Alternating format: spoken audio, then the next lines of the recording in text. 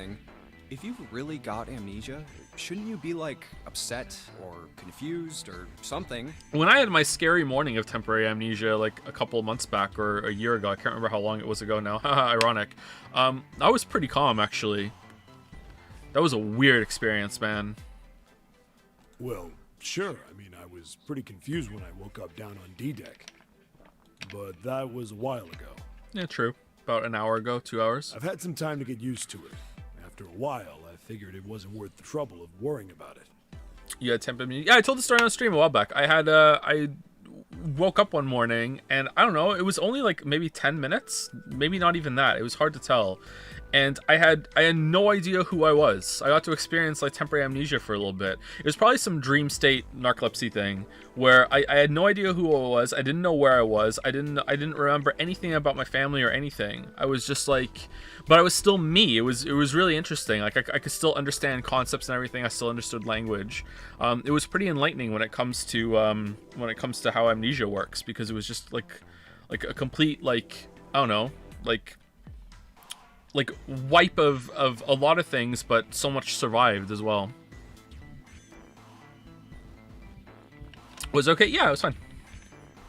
I just kind of snapped out of it. I get a lot of yeah, maybe that's a good way of saying that maybe my experience isn't what most people would go through, though, because I get a lot of weird kind of nocturnal sleeping, dreaming problems or whatever. So maybe I took it more in stride than most would, because it was in a situation where I'm used to weird things happening. Because I can wake up and a dream is still going. Like I've a couple times I've woken up and the room is on fire, and like it takes a minute for me to realize, oh no, it's just a dream or whatever, that sort of thing. Narcolepsy is kind of nuts. After all, why worry about something I can't change? Well, people usually don't stay amnesiacs forever. Yeah, I've had sleep paralysis too. Yeah, sleep paralysis is terrifying. I hate sleep paralysis. I haven't had it in a long time, though, because I noticed that it happened mostly if I sleep in an area I don't usually sleep in, and if it's a nap. If I do that, then I get sleep paralysis. If I sleep in a normal area and I'm actually committing to a longer sleep, for whatever reason, I don't get sleep paralysis. Sleep paralysis is the worst thing I've ever experienced in my whole entire life. Like it is, like I can't overstate how bad it is. Like, if that happened regularly, I would have some very, very bad decisions to make. You know what I mean? It is a very, very bad thing to go through, and I consider myself very lucky that it doesn't happen anymore. I figure it'll work itself out eventually. But that's it? That's it. That's it. All right, that's enough talking for now. Let's get back to work. Sorry, I have a bottle of water in my hand. That's what you're hearing. How are you fine with something like that?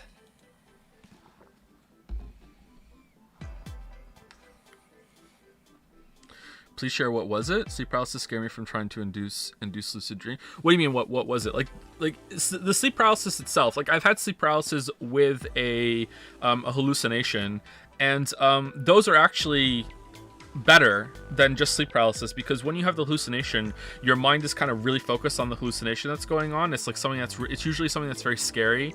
The most vivid one that happened when I was around 19 or something, and there was this big like mass of like a person stomping around the bed, like yelling at me like, why are you still here, why are you still here? And it just like in a very like deep kind of gruff voice. It sounds funny describing it, but when you're in there and you're actually experiencing it, it's terrifying. And it just kept walking and shambling around the bed, doing that sort of thing, and I couldn't move. So like another time there was kind of like this, I didn't have a dog, but it was like this kind of weird dog thing that instead of having a head, it just had like a bunch of like broken arms where its head should be or something like that. Like and it kept trying to jump onto the bed to get me, and it couldn't make the jump, and it just kept like kind of skittering around the bed trying to get up. So that sort of thing. A couple other times have been like the room has been on fire. It doesn't happen to me that often anymore because I've learned to control more of how I go into dreams and nightmares. Coincidentally, I had a nightmare last night, actually. But It's pretty rare now, but that comes at the cost that I don't really sleep for long periods. I usually wake up every 20 minutes, and that's how it's been for, I don't know, years. Like, it's pretty rare that I sleep for more than 20 minutes at a time. Now, when I say that, I don't actually wake up, sit in the bed, look around, go back to sleep. What I mean is that, like, every 20 minutes is kind of like coming out of the surface of the water. If you're ever swimming, it's like you're breaking the surface. It's like, okay, I'm awake, all right, back down and sleep. That sort of thing. It's that kind of like ebb and flow of 20-minute sleep cycles, that sort of thing.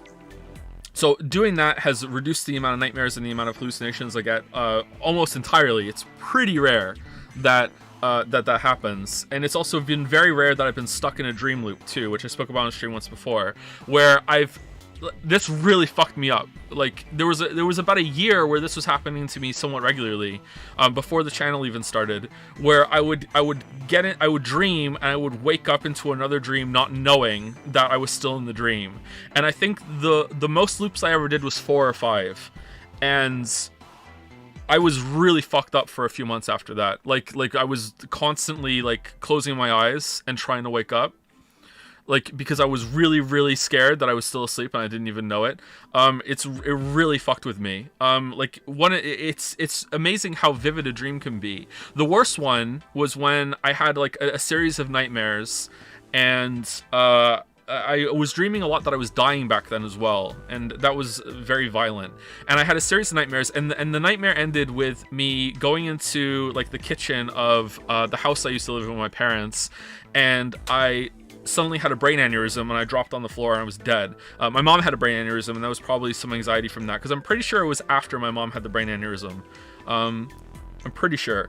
And I had a brain aneurysm and I died. And I was still like in the dream for a while, and then suddenly I like seep back into reality, and I was laying in bed in my apartment, and I was like, oh, okay. And like that was like loop number 2 or 3 of the dream. And I got up and I went into the living room to see Lily. This was a long time ago now. This was like 12 years ago, something like that. I went to see Lily, and I sat down and I told her all the dream loops I did, and I just kept telling her, and I went into great detail, and like I had a drink, and I could feel like the sun coming through the window, like I could talk to her, I could smell things, I could move, I could hear everything perfectly. And then I can't remember if I said to her, wouldn't it be funny if I was still dreaming, or if she said to me, wouldn't it be funny if you were still dreaming. And then I went ha ha ha, and then I woke up for real, and I was like fucked for weeks after that. Like I was completely fucked like for weeks after that. I can't like man, I was fucked. Like, sorry, I don't even have words to describe how much that fucked me up. So that was pretty bad. But like the question was like, can I describe sleep paralysis? Well, when you have a hallucination, you can kind of focus on that, and when the hallucination is over, for me, that's when the sleep paralysis ends. It kind of like that's a trigger for your sleeping to be over. If you get sleep paralysis on its own, it's just being paralyzed. You can't move, and you're completely conscious. You can breathe, but you cannot move no matter what. It's really, really like being tied up. Not that I would know. It's really like being tied up in bondage, that you like, but complete bondage, like complete arms, legs, everything tied together, wrapped around. And you just really can't move. You just can't. And it's almost like you have to break out of this like imaginary like web that's around you. And the way I did it was to focus on my breathing and to close my eyes and just try to punch through something that's in front of my eyes and my forehead. And with that, I was able to kind of like suddenly move. And once you can move for real. It's terrifying to not be able to move, and sometimes you can't even do it. It's really, really, really, really scary. But that's just sleep paralysis on its own. There's something else I want to say. What was it? We'll move on soon. I promise. Well, it was like the way I usually describe narcolepsy, and everyone is like this, is that there's kind of like on-off switches in your brain, and there's a sleep awake is one switch, and the second switch is dreaming, not dreaming, and the third switch is paralyzed or not paralyzed. Most people, when they go to sleep, they are paralyzed because it's like a safety thing, that you don't want to act out your dreams. You don't want to move too much in your dream. You can hurt yourself. You can't hurt yourself all that badly, but like if you're very unlucky, you definitely can. So in a narcoleptic brain, those 3 switches can be flipped on or off in any order and almost at any time. But they're really more like dimmer switches than light switches. It's not really on off. It's more like a bleeding of one state to the other. So I can dream while I'm awake. And I can also be paralyzed when I'm awake, when in most brains it's you can only be paralyzed and you can only be dreaming when you're asleep. Like they're all in one setting at any time. Also, the defining symptom of narcolepsy is not falling asleep at random. That actually doesn't happen. At least it's an extreme case of narcolepsy if that does happen. The sleeping thing is more of an irresistible urge to sleep. You just get really, really tired. Like if you've been awake for a long time, you felt it. You're like, I really want to go to sleep. It's that kind of thing. You just can't shake it and you really want to go to sleep. It's not like you just drop down asleep out of nowhere. But in most people, it takes you a while to enter the REM state that you can dream in. I believe it's at least 30 minutes, something like that, to sink down into REM sleep. I can't really, it might even be longer than that. It's been a while since I had to check this, because I just forget I'm narcoleptic sometimes. But the defining characteristic of a narcoleptic is that they can enter REM sleep instantly. So if you've ever had a nap, and in like a 20-minute nap, and during that 20-minute nap you've had a dream, you've had a narcoleptic experience. If that happens to you all the time, you are probably narcoleptic, or you have some sort of sleep disorder, because any mental disorder isn't really understood fully. Like there's no like proper like you are this, like everyone kind of slots into the best area on the spectrum that is like disorders and everything like that. But yeah, if you dream all the time within a 20-minute nap, then you are probably something close to narcoleptic. That's how they test it when you go and do a sleep study. That's how they do it. They make you do a latency test and they have you nap. You dream overnight, so you sleep overnight, and then you do 5 naps during the day hooked up to the machine. That makes it really hard to sleep because Lamayo got him.